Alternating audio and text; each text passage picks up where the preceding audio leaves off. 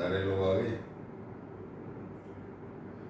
आज अपना हिस्ट्री में लास्ट टॉपिक दिया गया है अपने को पढ़ने के लिए, लिटरेचर और architecture of the ancient period.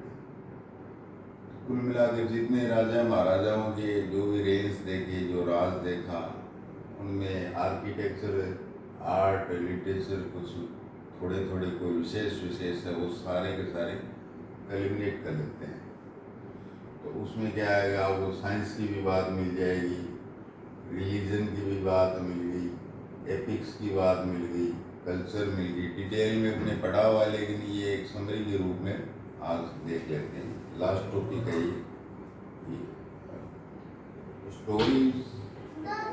Stories about the past religion and culture.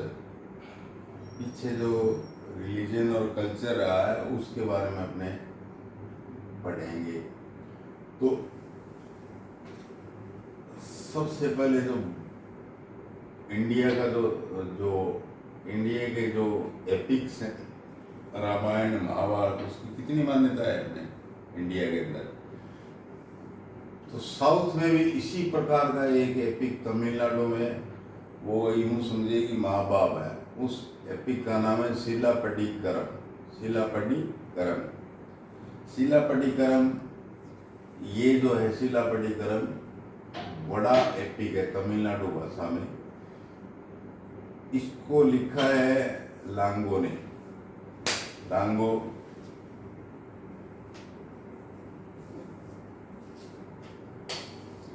लांगो ने लिखा है।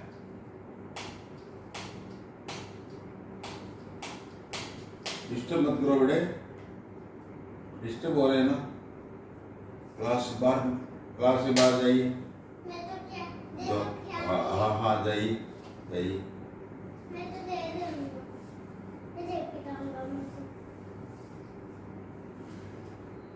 तांगो बेसिकली जो राइटर जो थे, जैसे महाभारत किसने लिखा, वेद व्यास ने।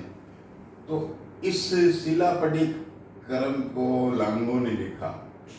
जो केरल में जो चेरा राजा हुए थे चेरा राजा, उनमें ये प्रिंस था, राजकुमार था, और जैन धर्म का अनुयायी था लांगो। उसने शिलापट्टिकरम लिखा और तमिल भाषा में लिखा था। तो इतना प्रसिद्ध हुआ, जिस प्रकार से महाभारत और रामायण है उसी प्रकार से। इसी पीरियड के अंदर क्या है कि हर्षचरित किसने लिखा, हर्षवर्धन के टाइम था ना बाण, अभी तो पढ़ा था अपने पीछे हर्षचरित्र। इसकी क्या विशेषता है जो यहाँ लिखना पड़ा हर्षचरित्र बुक को? इसलिए लिखना पड़ा कि ये संस्कृत में लिखी हुई इतिहास की पहली बुक है, जिसमें घटनाओं का ब्यौरा मिलता है।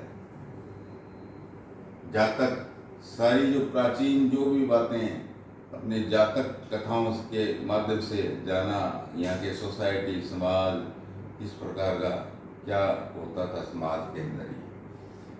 पंचतंत्र, विष्णु शर्मा का पंचतंत्र लिखा हुआ एक बहुत बड़ी बुक है। उसमें उस जमाने की जो नीतियाँ थी, मोरल्स थे, इथिक्स थे, जो गाइडेंस थे, जो राज थे कंटेम्प्रेरी, तो उन बातों को पक्षियों के माध्यम से बुलवा कर ये कबूतर बोल रहा है, मोर बोल रहा है, ये बोल रहा है। तो इसमें इस तरह की कहानियाँ लिखी गई हैं। पंचतंत्र ये विष्णु शर्मा का लिखा हुआ है। अब आइए आप रिलीजन में। जो सनातनी धर्म है रिलीजन में, इसमें तो खूब है, उपनिषद है, पुराण हैं, 18 पुराण हैं।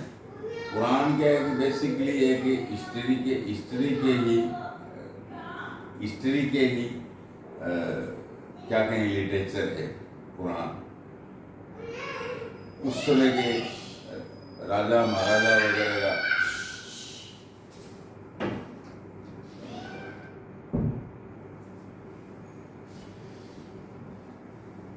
क्या किस प्रकार से अपना शासन प्रशासन और जनता के बीच में उनके क्या संबंध थे और थे, पुण्य पाप कर्म के माध्यम से समझाया गया है पुराण्स में, जो 18 पुराण्स हैं रिलीजन में। महापुराण भी है, महापुराण भी है भाई। महापुराण में क्या है, साइंस की बातें हैं। तो सूर्य है, सोलर सिस्टम है, इस धरती की उत्पत्ति कैसे हुई, कौन गॉड गॉडेस थे, इस प्रकार से साइंस से मिलाकर लिखा गया है। अब 9 ग्रह लिखे हैं, उसके अंदर 9 ग्रह। तो आज भी क्या है कि वही 9 ग्रह, 7 + 2 राहु और केतु, 9 ग्रह। और इन ग्रहों का क्या क्या प्रभाव है जो महापुराण में लिखा हुआ है। ये जो ग्रह है, जो बृहस्पति है, ये ज्ञान का ग्रह है, महापुराण में लिखा हुआ है। तो और ये लाइफ सेविंग प्लैनेट है, आपने पढ़ा था ज्योतिष में, महापुराणों में। तो इस प्रकार से ये बातें, उनके कैरेक्टर्स जो है वो बिल्कुल सेम मिलते हैं महापुराण में। और ये खास बात ये है कि ये सिंपल संस्कृत में है, जन भाषा में जो इंटर कन्वर्सेशन की जो भाषा होती थी, संस्कृत होती थी, उसमें सिंपल संस्कृत में लिखा है। पाणिनि ने जो सिंपल संस्कृत की व्याकरण दी थी, उसमें लिखे हैं। अपने यहाँ ग्रेट एपिक्स भी हुए। ग्रेट एपिक्स भाई, रामायण है वाल्मीकि जी की लिखी हुई, वेद व्यास जी का महाभारत है, गीता है। तो ये एपिक की श्रेणी में आते हैं, ये महाकाव्य है, इनकी कोई तुलना नहीं की जा सकती। साइंस के अंदर जो है,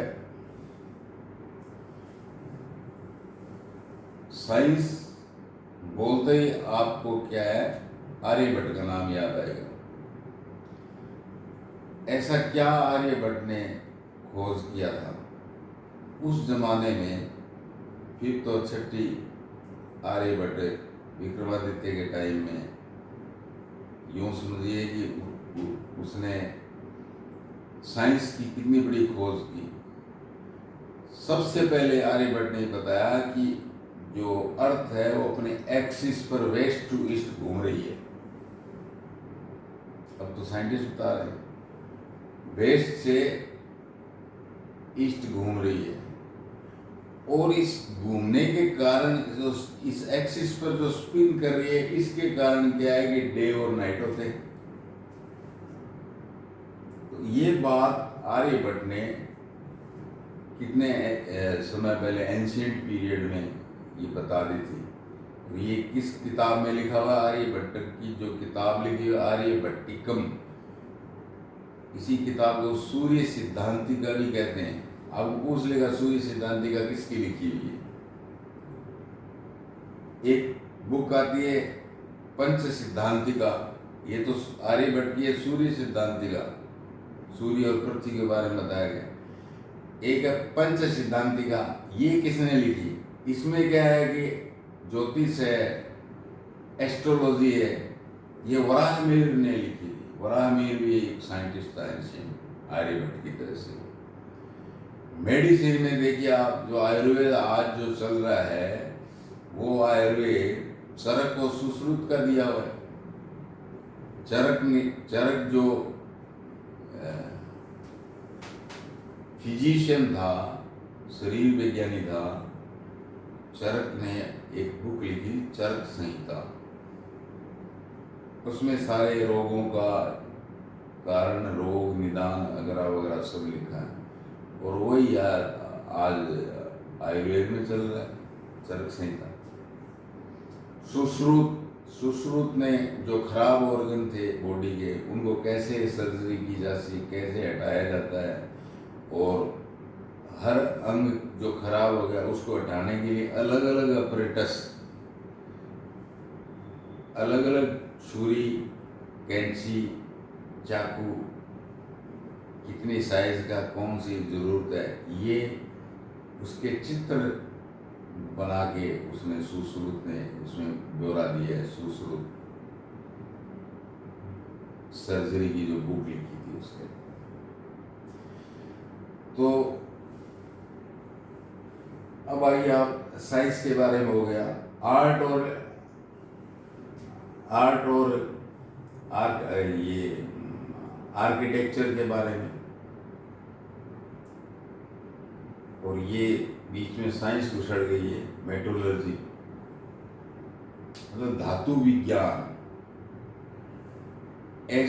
ऐसी धातु तैयार की जिसके जंग नहीं लगता। आजकल जैसे करते हैं ना गैल्वेनाइजेशन, लोहे के जिंक की परत चढ़ा देते हैं जिससे उसके जंग नहीं लगता, लेकिन 3-4 साल बाद लग जाता है। कोई माकूल, कोई इस तरह की कोई चीज़ नहीं है जो सालों साल तक उसके जंग ना लगे, लोहे के जंग ना लगे। लेकिन उस समय विक्रमादित्य के समय, यानी चंद्रगुप्त सेकंड के समय, ऐसा धातु विज्ञान, ऐसा मेटोलॉजी से धातु बनाई थी जो दिल्ली, दक्षिण दिल्ली में मेहरौली जगह है, जब आप घूमने जाओ तो देखना, कुतुब मीनार के पास साइड में है, वो एक लाट है लोहे की जो 42 सेंटीमीटर डायमीटर में है। 42 सेंटीमीटर डायमीटर में उसका 3 टन वजन है। 3 टन का मतलब होता है कि एक क्विंटल की 30 बोरी गन्नी बैग्स भरे हुए। 3 टन धातु का वजन है और 7.2 मीटर ऊंची, लेकिन आज तक उसकी जंग नहीं लगा है, खराब नहीं है, उस लोहे के जंग नहीं लगा है। तो धातु विज्ञान भी कितना पहुंचा हुआ था उस समय, आप अंदाजा लगा सकते हो। उस मेहरौली वाली लाट का वर्णन दे सकते हो आप, पिलर का, आयरन पिलर जो है, और इसके ऊपर लिखा हुआ है, एक शब्द लिखा हुआ है चंद्र। शायद वो चंद्रगुप्त सेकंड लिखना चाहता था पूरा, लेकिन सिर्फ चंद्र लिखा उसके ऊपर, उस लाट के ऊपर, उस पिलर के ऊपर। आर्किटेक्चर में क्या है कि बौद्धों के जो मोनेस्ट्रीज हैं, गुफाओं के अंदर पहाड़ों को खोद खोद के केव्स बनाना, उनमें बौद्धों के स्तूप, डोम,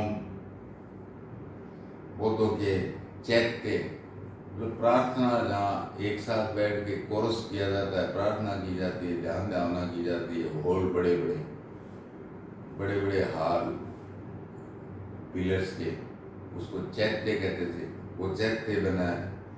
विहार यानी मोनेस्ट्री, जहाँ ये रेजिडेंस करते थे बौद्ध भिक्षु या जैन भिक्षु। इधर क्या है कि सनातन धर्म में मंदिरों का बहुत सारे किंग्स ने निर्माण करवाया था। साउथ में तो भरे पड़े हैं मंदिर। ये जो मोमडन शासक थे औरंगजेब जैसे, उनसे वो मंदिर टूटे ही नहीं, मंदिर तो गिरे ही नहीं, उनसे पार ही नहीं पड़ी, इतनी बड़ी फौज थी फिर भी। तो वो कहता ना कि जला भुना गुस्से में सिर्फ मूर्तियों को नष्ट करते रहे, तो उसका कोई नाक तोड़ दिया, किसी का कान तोड़ दिया, इस तरह की ये क्या है छोटी हरकतें ये की, मंदिर टूटे नहीं उनसे। साउथ के इतने बड़े बड़े आर्किटेक्चर में एक विशेष आर्किटेक्चर मंदिर बनाए गए। तो उसमें एक गर्भगृह होता है, गर्भगृह मतलब सेंक्टम सेंटोरियम, जहाँ मूर्ति होती है, एक छोटा सा स्थान होता है जैसे उसमें मूर्ति रहती है अंदर मंदिर की, उसको सेंक्टम सेंटोरियम भी कहते हैं, और हिंदी में इसको गर्भगृह भी कहते हैं। और उसके ऊपर जो इस तरह से जो ऊपर एक फ्लैग लगा होता है, शिखर, वो शिखर का भी आर्किटेक्चर अलग अलग हिसाब से, अलग अलग टाइम में, अलग अलग राजाओं के टाइम में शिखर का भी आर्किटेक्चर अलग रहा है। और मंडप उस सेंक्टम सेंटोरियम के सामने जो है बैठकर हाल के अंदर जो प्रार्थना या ध्यान वगैरह जो आरती वगैरह करते थे उसको मंडप बोलते हैं। तो मंदिरों का भी एक आर्किटेक्चर अलग से विकसित हुआ।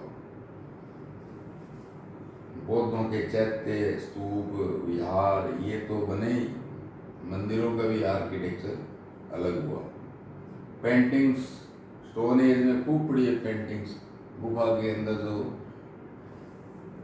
आदि मानव रहता था वो सजावट करता था शिकार के, एनिमल्स के, और आदमी शिकार करता हुआ लाल, नीला, सफ़ेद कलर, मिट्टी के कलर। इन पेंटिंग्स को मुराल्स कहा गया है। क्या बोला गया इन पेंटिंग्स को? मुराल्स।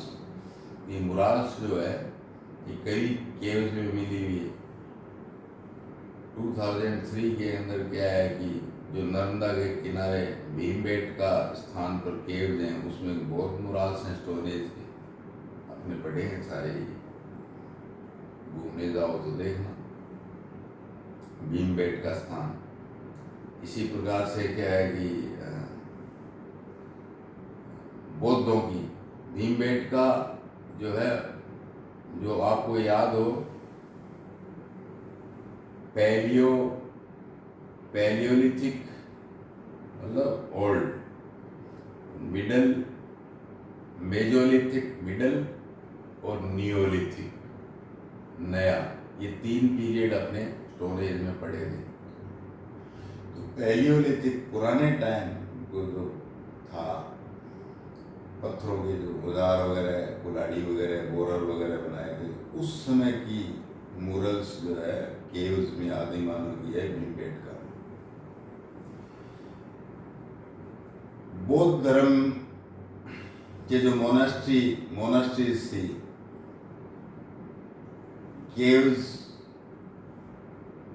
खुदाई करके उसके अंदर जो रहते थे, तो वहाँ उन्होंने काफ़ी चित्रकारियाँ या देवी देवताओं की मूर्तियाँ, भगवान बुद्ध के से संबंध, भगवान शिव से संबंध, हर गुफा में अलग अलग टाइप की इस तरह की मूर्तियाँ भी उकेरी गई, खोदी गई, बनाई गई।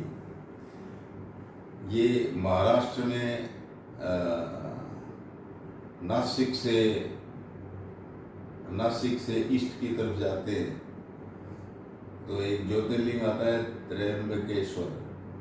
वही त्र्यंबकेश्वर महादेव के पास ही 1 किलोमीटर पर अजंता एलोरा की गुफा है। अजंता अलग है तो वहाँ 29 केव्स है और एलोरा में 34 केव्स है। सारा दिन लग जाता है देखने में, आप देख कर आना। तो इस प्रकार से पेंटिंग्स, आर्किटेक्चर, मेट्रोलॉजी और ये आर्यभट्ट वाला वराहमिहिर का पंच सिद्धांतिका, ये चैप्टर है तो कुछ भी नहीं, लेकिन ये जो नाम है वो एग्जाम के अंदर कोई भी कुछ भी पूछ सकता है, इसलिए इनको याद करना जरूरी है। तो पूछ लेगा चरक और सुश्रुत संबंधित रहे मेडिसिन से, ज्योतिष से, आर्किटेक्चर से, आर्ट से, कोई भी पूछ लेगा।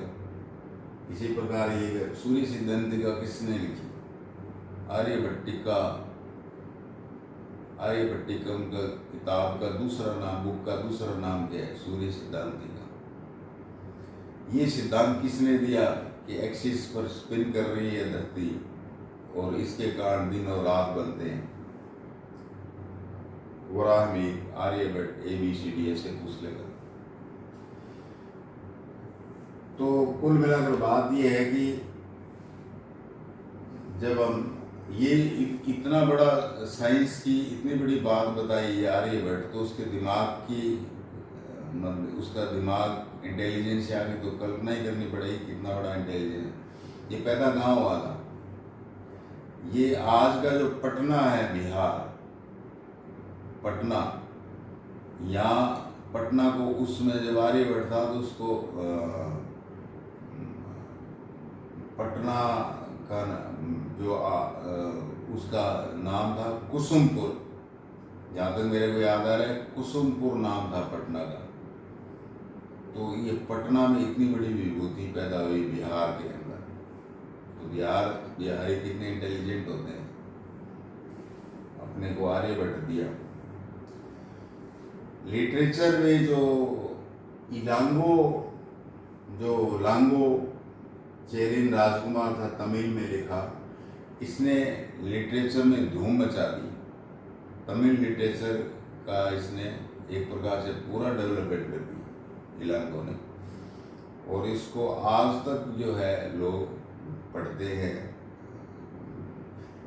है कुछ भी नहीं इसमें, स्टोरी ऑफ एंकलेट है।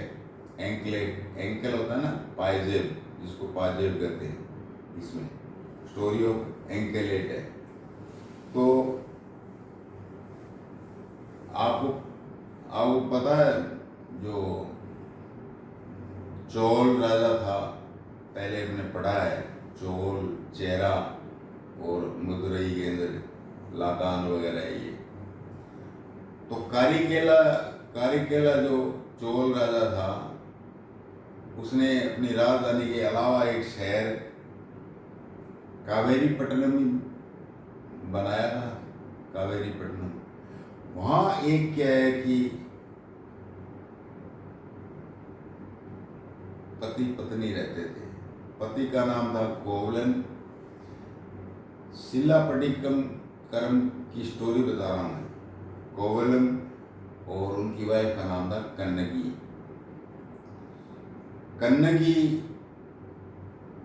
इसकी वाइफ का नाम था कोवलन का मेल। कोवलन माधवी डांसर के चक्कर में आगे कन्नगी को छोड़ गया और कन्नगी को डेजर्ट कर गया और माधवी डांसर के पास रहने लगा और वहाँ लुट गया। ये डांसर वांसर है, इनका तो काम ये है नहीं कि एनीवे एनी हाउ बस पैसा ले लो। ठीक जो धन था वो लुट गया। लुटने पिटने के बाद में क्या है कि वापस कन्नगी के पास आता है। कन्नगी पतिव्रता है। कन्नगी इसको स्वीकार कर लेती है कि गलती की तूने, लेकिन मैं माफ़ करती हूँ। दोनों खुशी खुशी कहाँ रहने लग जाते हैं, कोवलन को छोड़कर मदुरई में राजी खुशी रहने लग जाते हैं। मदुरई आ जाते हैं और वहाँ राजी खुशी रहने लग जाते हैं। थोड़े ही दिनों बाद क्या होता है कि संकट आता है इस परिवार पर। जो राजा वहाँ का, मदुरई का राजा पांडे होगा, राजा था, उसने पुलिस को ऑर्डर दिया कि रानी की एक पायजेब एंकलेट एक गायब है, कौन चोर है उसको ढूंढ के लाया जाए। वो एक पायजेब का आरोपी जो है चोर, उस कोवलन को बता दिया गया और कोवलन को पुलिस पकड़ के ले गई और राजा ने ऑर्डर दिया कि ये चोर है और उसको किल कर दिया, फांसी दे दी। कन्नगी दरबार में आई। कन्नगी दरबार में आती है दूसरी एंकलेट लेकर और दिखाती है कि आपने ये एंकलेट रानी की थी ही नहीं, दूसरी एंकलेट तो मेरे पास है, रानी के पास तो थी नहीं। ये एक झूठा केस है। किंग के दरबार में वो उसने बड़े गुस्से से पैरवी की कि मेरे पति को गलत लटकाया गया। किंग ने क्या है कि विचार किया कि बात तो सही है, कोवलन को तो झूठी फांसी दे दी मैंने। गिल्टी फील किया किंग ने। उसी समय किंग ने क्या है सुसाइड कर लिया, ये कहते हुए कि मैं जिंदगी में, मेरी किंगशिप के अंदर क्या है, पहली बार मैंने अन्याय किया है जनता के साथ मैंने पहली बार जिंदगी में न्याय नहीं कर सका, जस्टिस नहीं दे सका, और उसने सुसाइड कर ली। इस तरह के किंग्स होते थे। आज के किंग्स, प्रधानमंत्री, एक भारत का प्रधानमंत्री हुआ वीपी सिंह, पूरे के पूरे 100 स्टूडेंट्स अलग अलग दिनों में अलग अलग जगहों पर पेट्रोल छिड़क छिड़क के सुसाइड करते रहे, लेकिन उस बंदे के जूं तक नहीं रहेगी कि और सुसाइड करो और सुसाइड करो। कहने का मतलब है गिल्टी फील करने वाला जो सिस्टम है वो आजकल शायद दिखाई नहीं देता नेताओं के अंदर, नेताओं की पर्सनैलिटी। और कन्नेगी ने तुरंत बाद कन्नेगी ने भी किया है कि अपने आप को जलाकर भस्म कर लिया और पूरे मदुरई को श्राप दे दिया। पूरा मदुरई का जो बाजार है वो जलकर राख हो गया। ये स्टोरी तमिल भाषा में, तमिल भाषा का विकास हुआ इस स्टोरी से, और सिल्लापड्डी करम इस एपिक का नाम है। और लांगो ने, चेरियन राजकुमार था जो जैन, इसने इसको लिखा। इस प्रकार से अपना जो हिस्ट्री का जो लर्निंग था वो अपने आज ये लास्ट है, और कल एसएसटी में कोई नया सब्जेक्ट रखने को मिलेगा तब देखेंगे। तो हिस्ट्री के लिए ओके लर्निंग होनी चाहिए आपकी।